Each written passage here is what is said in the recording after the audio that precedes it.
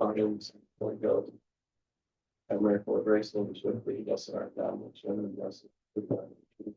Well, we had another, great press centers, I don't know if you have, but, St. Catherine of Alexandria. very press.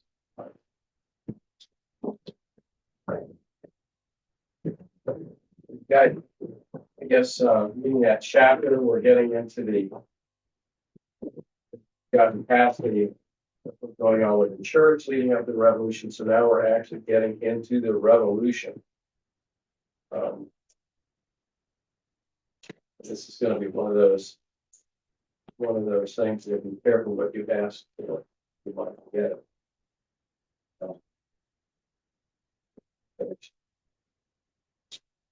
That's like despots, that was chapter 2, we finished the church, that's chapter 3, but now into the beginning of the revolution.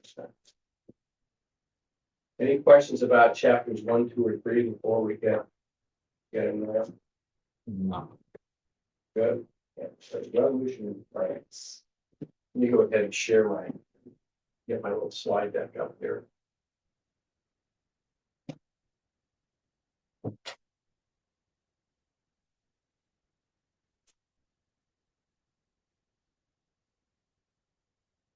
Okay. So, any observations? You read in chapter 4, the observations? You haven't read chapter 4 yet. Well, definitely what we're going to do is next week sometime we're going to be having a little quiz, and it'll be basically on the first 4 chapters in the book, probably about 10 or 12 questions. I'll try and keep it at kind of the high level. But okay, so what's going on in France? First of all, some people want to really think somehow this is Louis XVI's fault. No, he was kind of, the way I look at it, he was in the wrong place at the wrong time. This is all baked in, right? I mean, so some of the things that happened. So he shows up. It is already centralized power in France, and they're having good times of rock and roll in Versailles. And people are out there not doing so well, but they're unaware of it because they're so far away from the people. And so when he shows up, I mean, that's a quote from one of their main principles: all property in the kingdom belongs to the king. So if he levies a tax, just taking what belongs to him. How do common people react to that? How do businessmen? All this property, my farm belongs to the king. Okay, so why don't you come down here and milk the cows? Like, I think you're starting to see some resentment built up, serious resentment. And the other thing that was going on is that they were engaging in rather expensive wars. I mean, we've seen from the French kings getting involved in the wars with the Habsburgs, the 30 Years' War, getting involved with Richelieu in the crowd. That's expensive. Putting 80,000, 120,000 men in the field and giving them arms, that's expensive. The other thing that was happening by 1779, despite all their troubles, the peasants were trying to sort of like improve their lot. And so what was happening is they would save their pennies and they might be buying their own land. So you actually had about 20%, maybe 25% of the people, the farmers out there, the peasants, they actually own their own little plot of land. So you're seeing kind of a rise in middle class here. They're not all serfs, but that still means that between 75 and 80% of them out there are now, they're just sharecroppers, and they are just day laborers. Can you imagine? I mean, you drive up and down the streets, and every now and then I see these day laborers are out. They're just, I mean, even if you go to Home Depot, they'll actually approach you and say, "Do you have any work?" Kind of rare, but can you imagine if 80% of the people out there, they were having to live day to day on day labor? Mm, no. Yeah. Yeah, no. I mean, it's not, that's gonna create a lot of resentment, right? Yeah. Every day you're worrying about, can I feed my family? Is that's what happened in communism countries? Yes. Yeah, you can't, they got so bad in Russia. And I'm more familiar with the Russian story than the Chinese story, but in Russia, when they basically took all the land, and they said that they're big communes now, so everybody's gonna go out and work in a commune, and you're gonna be working your, 40 to 80 hours, and it has no effect on how much you're gonna take home to your family.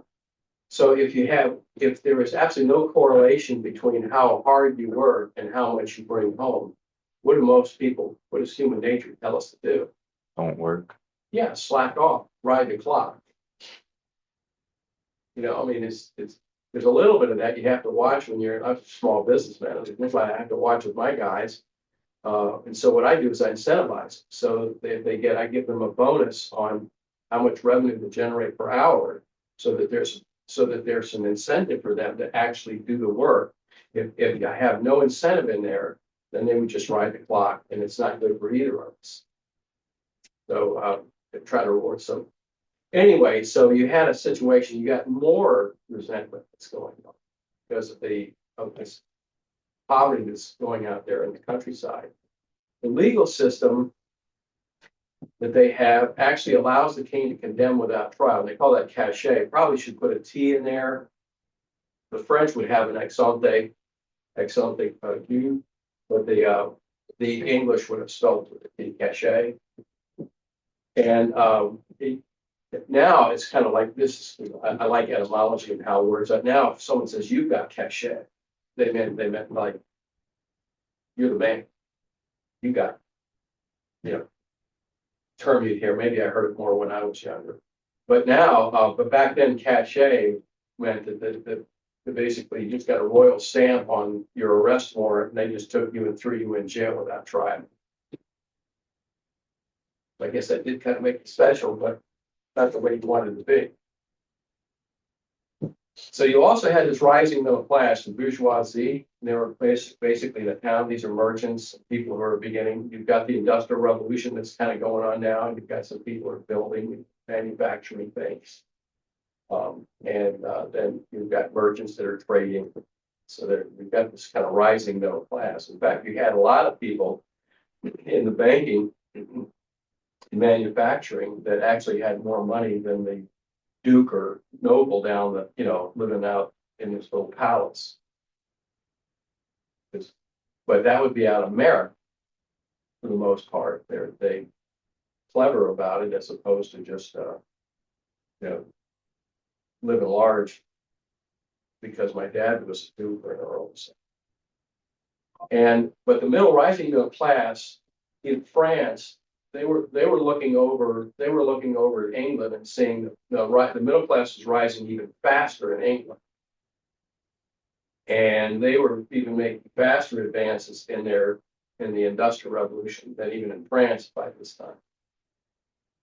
The British kind of passed them, and so they were looking at this. They liked that English model. Says, we don't want to be cachet. We don't want, for whatever reason, somebody just delivers a piece of paper. They haul me out of my house, take me, throw me in prison, cut off my head, whatever. So that's not cool. So they like that English model where the law and customary rights, Parliament, actually had more power than the king. So in England at that time, the king couldn't just grab somebody, throw them in the Tower of London, cut off their head. Those days were gone. Those days were gone in the early 1660 around there. Those days were gone. So they said we want to do what they're doing. So you got all the resentment in the middle class. Another thing that's happened. So on Louis the 16th watch, all these people in France, they'd already seen 2 times when you've gotten a king thrown out. One was Charles, who had his head cut off. Okay.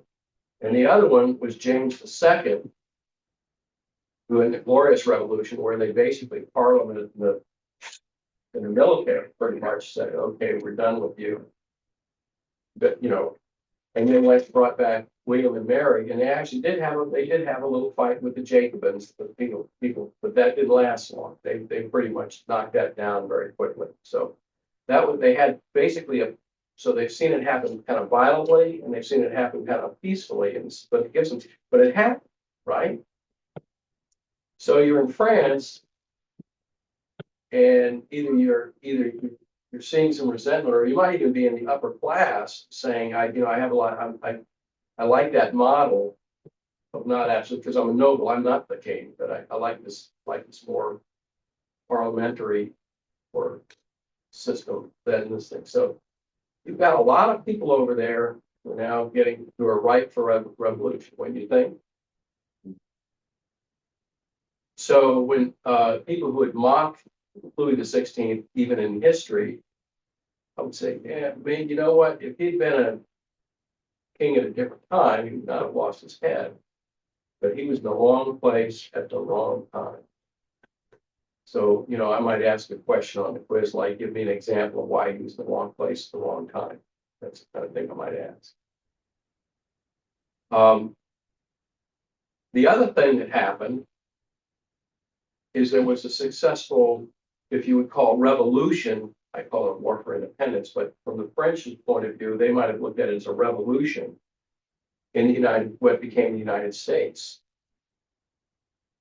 That happened in 1774 through 76, this is happening. And by 1778, we're done. We now have an independent country of 13 now in states. And that model seems to be working very well. And the French actually helped them get there. Louis XVI helped them get there. It's kind of ironic because Louis XVI actually helped demonstrate to his people, here's the model in which you can become no longer under my authority. So, and one of the people that actually ended up, who was, Lafayette, who actually helped out Washington, Yorktown, there. He actually was kind of a hero back in France, working with the Americans, and he actually ends up siding with the people who are anti Louis XVI. So you had nobles and you had clergy, and everybody's beginning to move away from the king. It's going to get very lonely. So all these ideas from Voltaire and Rousseau were working very well in the new United States. Why not here in France? All we have to do is get rid of this king. Because he still has a large bureaucracy. Well, he has a bureaucracy, and he also has an army that's about ready to ditch him. But they have to. But see, that's Louis XVI's problem. All these people are getting ready to bail on it. The army, his bureaucracy. Almost everybody's about. The people are out there. They can sort of like sniff around and realize this is not going to end well. You can see later on, like a Bishop Talleyrand, who was, I think he was an opportunist. Like at first, when it looks like the king is going to be able to pull this off, like he's netting hardcore bishop clergy behind the king. Once he figures out, oops, this is not going to go well, he does a 180, and he says, and he's literally now, we need to get rid of the king. And we'll talk a little bit about that later on. But there's a lot of people fickle.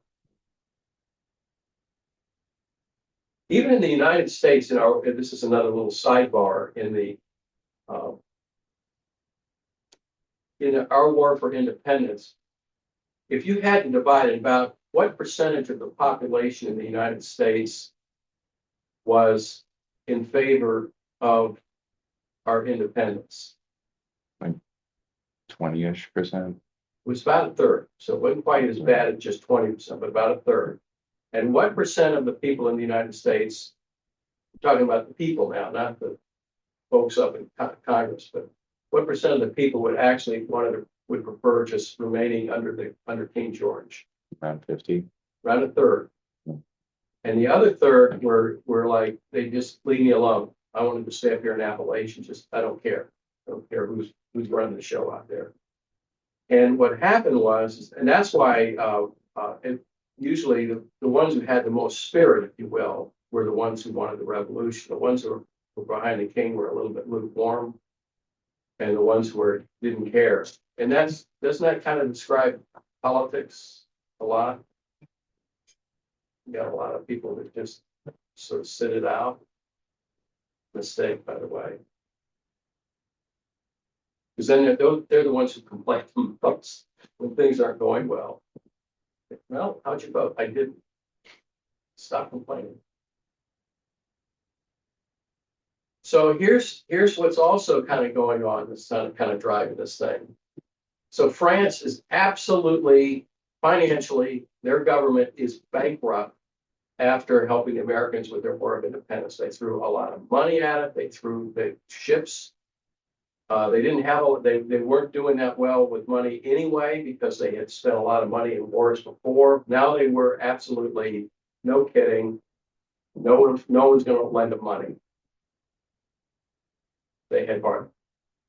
It's almost like being in the United States with $50 trillion worth of debt. I mean, things can get. They didn't have any money coming in. Well, not like ours. One of the things that happens, that's one of the pieces of data that you want to take a look at is the percentage of debt versus gross domestic product, GDP. Look at debt versus GDP.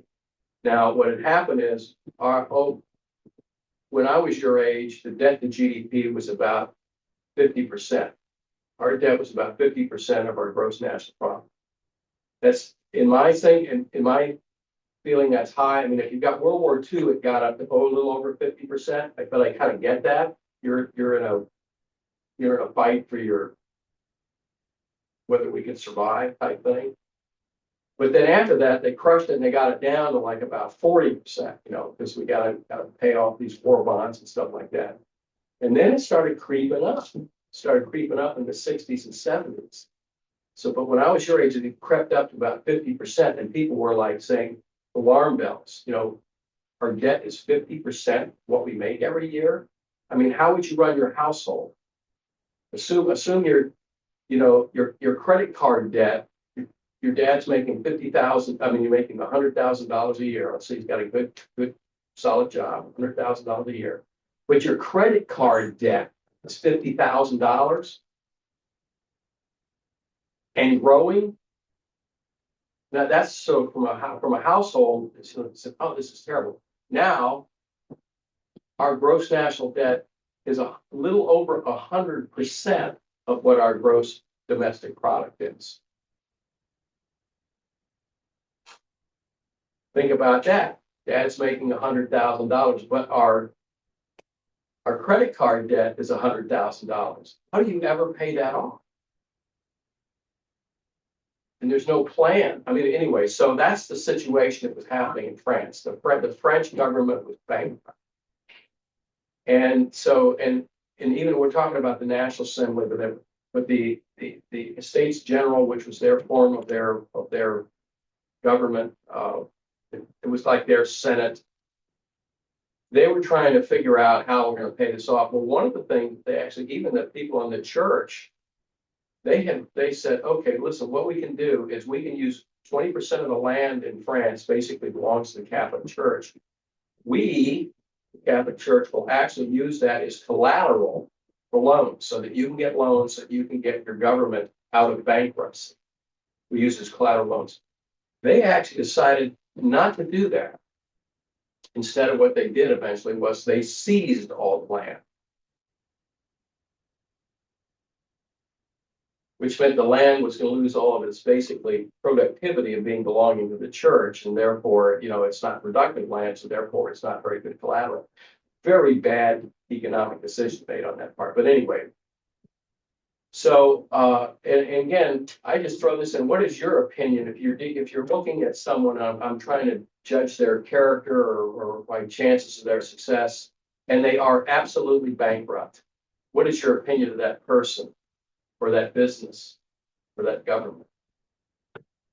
They're not responsible or reliable. Exactly. You can't count on it. And it's just gonna get worse. People who are bankrupt, usually that's why we actually have like chapter 7, chapter 13 in our country to get them out. Rather than send them to debtor's prison where they can't solve the problem. We basically have to have a situation where it's canceled. The people who back them are gonna take the hit. But then they walk away, but then usually if you've got a bankruptcy on your resume, no one's gonna lend you any money. You're gonna be working in a Walmart as a cashier. Hmm. That's gonna be your. So more bad place, wrong time, and this is just, really, it's just like almost piling on. Right before things kind of hit the fan in 1779, 1789, they had a couple of years of basically weather problems. They had droughts, which ruined their crops. They actually had hailstorms that ruined their crops. So there was no food to be had. Well, not no, but there's very little food to be had in France.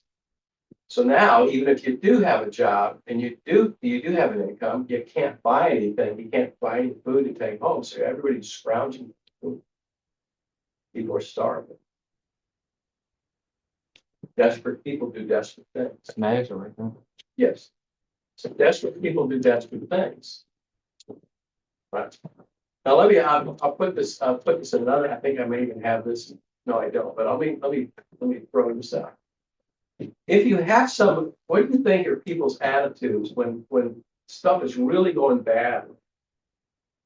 And you've got someone who's the absolute ruler. I'm the father, and you're all my children. I'm the divine right king. You guys are like my children. And things are really going badly. Who do you blame?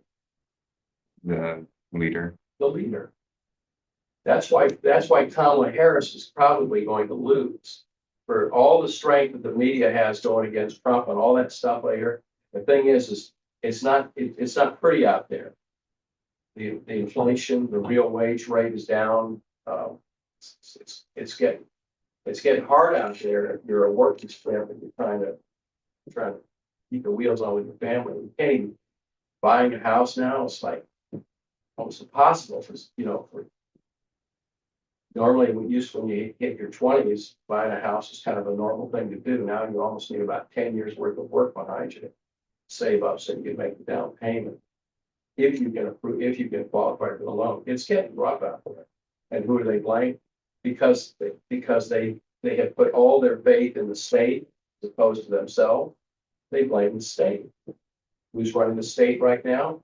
Biden and Harris. It's human nature. It's human nature. Blame and they'll blame. I mean, they were blaming Bush for Katrina, right? Like hey, if I ever can control the weather, I'm going to raise my rates. I'll tell you, if I ever get to that point, I can raise my rates.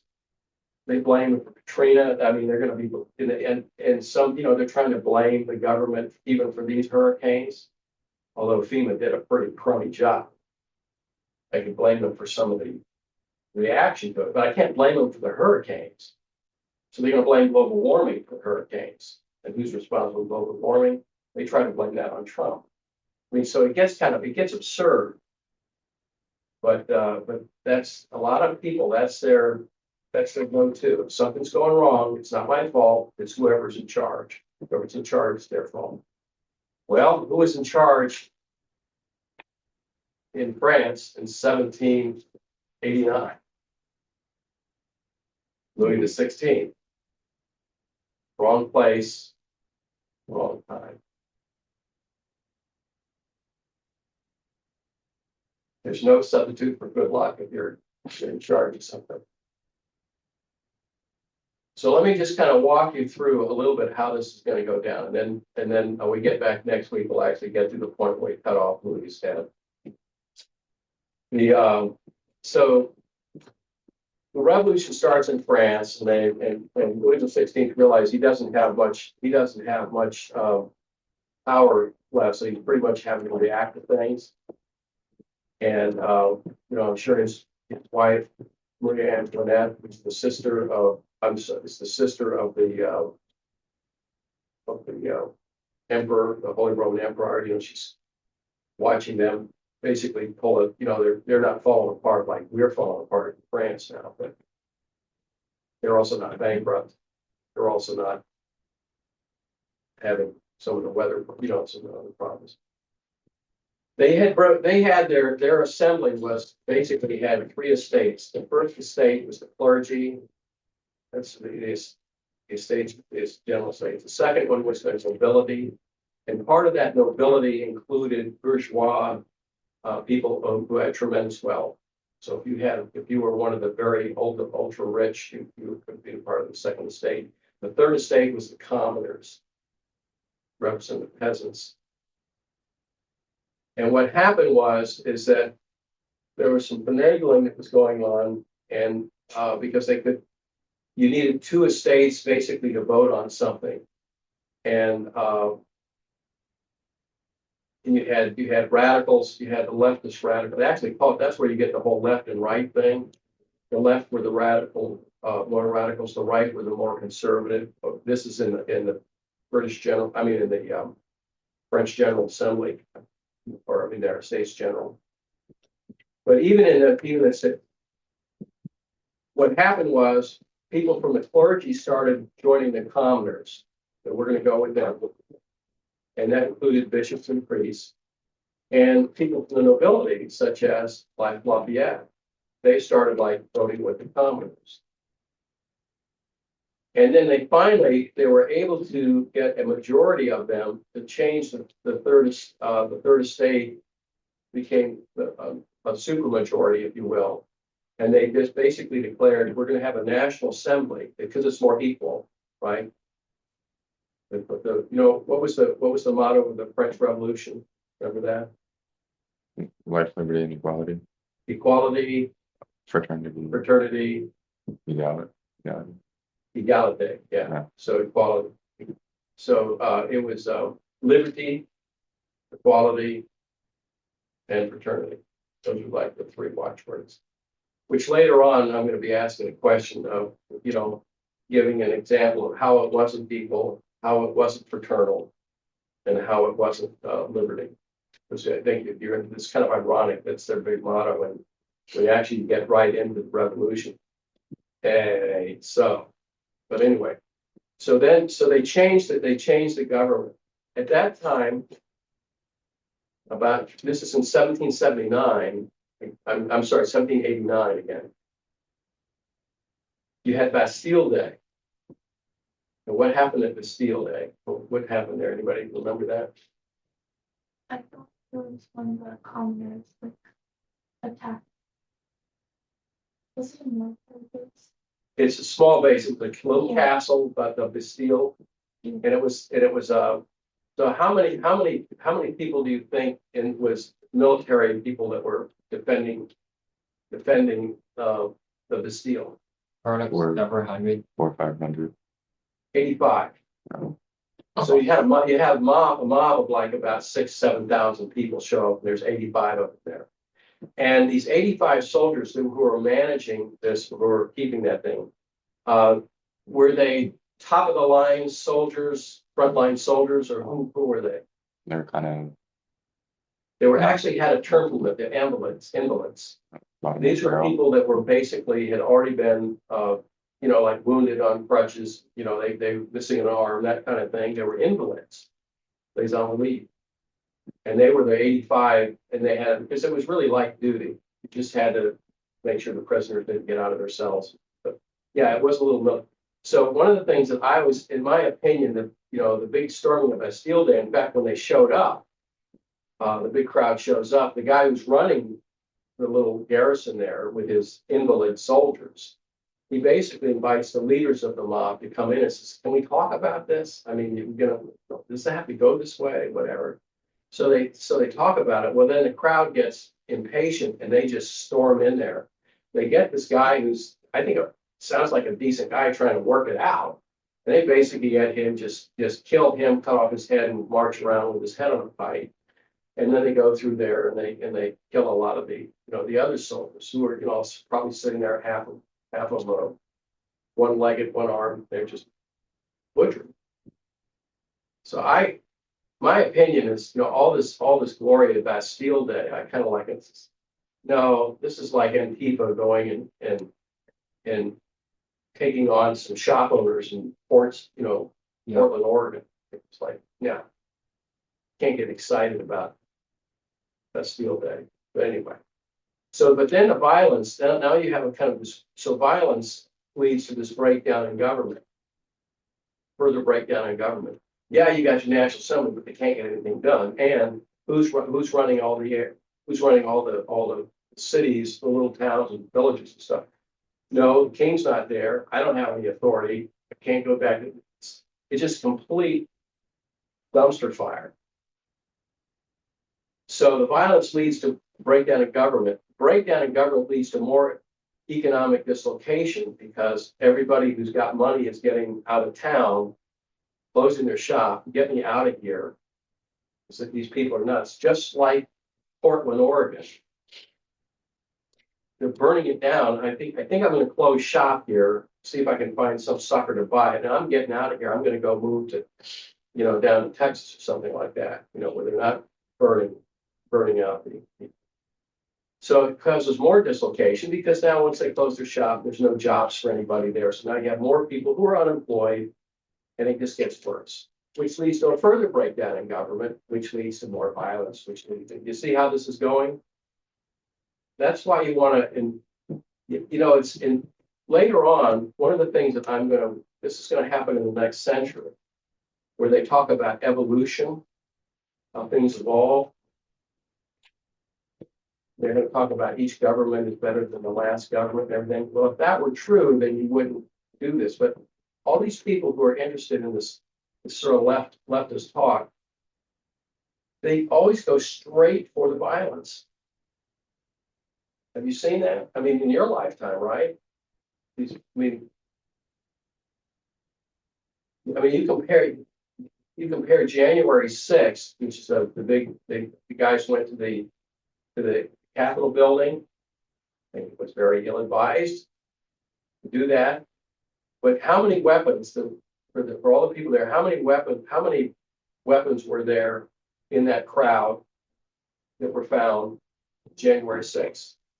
One or two. Zero.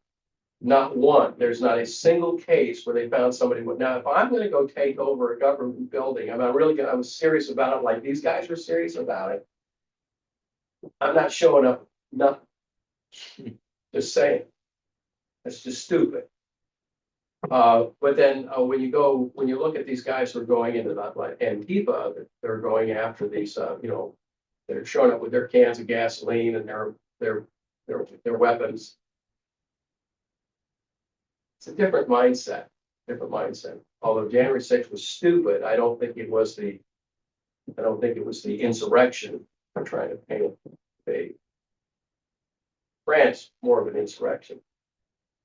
Little fun fact I'll just share with you. So one of the things that the workers were doing was that they were actually breaking machinery, because after all, it's the machinery that's causing them to lose their jobs, right?